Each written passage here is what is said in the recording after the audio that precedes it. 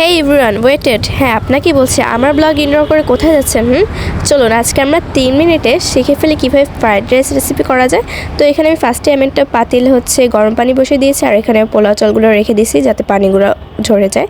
আর এখন আমি এই পানির মধ্যে দিয়ে দেবো সরিষার তেল একটু 1 চা চামচ পরিমাণ, তারপরে লবণ। আর এটা একটু বলক উঠে যাওয়ার পর আমি এখানে দিয়ে দেবো পোলাও চালগুলো। তো হালকা একটু নাড়াচাড়া দিয়ে দিলাম, আর এখন এই পোলাও চালগুলো আমি ঢেলে দিচ্ছি। আর এখানে আমার আম্মু আমাকে হেল্প করছে। আর এখন এই পোলাও চাল হালকা করে নেড়িয়ে দেবো যাতে নিচে কোনো রকম আটকে না থাকে, মানে লেগে না যায়। তো এখন আমি সবজি নিয়ে নিয়েছি, এখানে সেম নিয়েছি, গাজর আর ফুলকপি, যেটা শীতকালীন। আর এখানে নিয়েছি পর্যাপ্ত পরিমাণে মরিচ আর পেঁয়াজের ফুল, আর এখানে নিয়েছি পেঁয়াজ কুচি। আর এখন এই পোলাও চালগুলো আমি ঠান্ডা হতে দেব। আর আপনারা চাইলে এটা গতকালের ভাতগুলো আপনারা ইউজ করতে পারেন ফ্রাইড রাইস করতে।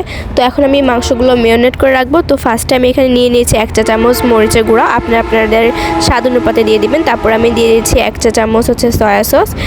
আর এখন আমি দিয়ে দেব অল্প একটু লবণ।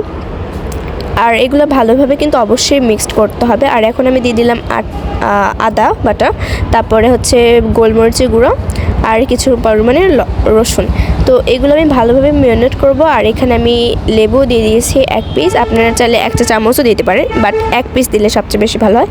আর এটা আমি অবশ্যই আপনারা 1 ঘন্টার জন্য ম্যারিনেট করে রাখবেন, আর আমি এখানে 1 ঘন্টার জন্য এটা ম্যারিনেট করে রাখবো। আর আপনারা যদি চান আরও যদি ভালো হয় তাহলে সর্বোচ্চ 2 ঘন্টা করলে আরও বেশি ভালো। আর এখানে আমি সজীবের সয়া সসটা ইউজ করেছি। তো আমার 1 ঘন্টা পর চলেন এখন আবার চলে আসা যাক রান্নাতে। তো এখন আমি এগুলো একটু ফ্রাই করে নিব। তো ফার্স্টে আমি আবার সরিষার তেল দিয়ে দিয়েছি কড়াইতে, আর এগুলো এখন ভালোভাবে হালকা একটু ভাজা দিয়ে দেবো, মানে এই টাইপের ভাজাটা। তো দেখতে পাচ্ছেন। আর আমার এই ফ্রাইড রাইস রেসিপি করতে এই খুবই অল্প পরিমাণে এই উপকরণগুলো লাগবে। তো চলুন এখন রান্নাতে চলে যাওয়া যাক। তো ফার্স্টে আমি দিয়ে দিলাম পেঁয়াজের কুচি, আর আপনার পেঁয়াজটা কুচিটা এই সাইজটাই করে রাখার চেষ্টা করবেন। তারপর আমি রসুন একদম কুচি কুচি করে দিয়ে দিয়েছি এর মধ্যে। আর রান্নাগুলো কিন্তু অবশ্যই মিডিয়াম আঁচে করতে হবে। তো আমি এখন দিয়ে দিলাম মরিচের কুচিগুলো। তো যেগুলো মরিচ আমি কুচি করেছি সবটাই দিয়ে দিয়েছি, আপনারা চাইলে আরও অ্যাড করতে পারেন আপনাদের যেটুকু ঝাল খেতে মন চায় সেটুকু। তো আমি এখন সবজিগুলো অ্যাড করে দেবো। আর এখন সবগুলো এখন ভালোভাবে হালকা হালকা করে ভাজা করে নেব, মানে তারপরে ভাজা দিয়ে আমি একটা সাইডে বড় একটা ডিম দিয়ে দিয়েছি। আপনারা চাইলে এখানে 2টাও ইউজ করতে পারেন, আপনাদের মতো ইচ্ছা। আমি আমার ইচ্ছা মতো এখানে ডিম দিয়েছি। তো আমার এখন সেই রাখাগুলো চিকেনগুলো আমি এখন দিয়ে দেবো। আর হ্যাঁ, আপনাদের বলে রাখি, আপনারা যারা এখনও আমাকে সাবস্ক্রাইব করেননি প্লিজ প্লিজ প্লিজ আমাকে ফার্স্ট সাবস্ক্রাইব করুন অ্যান্ড লাইক শেয়ার কমেন্ট করুন প্লিজ। আর এখন আমি দিয়ে দিলাম পেঁয়াজের ফুলগুলো। আর এগুলো দেখুন কতটা বেশি ডেলিশিয়াস লাগছে, মাশাআল্লাহ। আমার এইভাবে খেয়ে ফেলতে মন চাচ্ছিল, আমার মনে হচ্ছিল আর ওয়েট করার সময় নেই।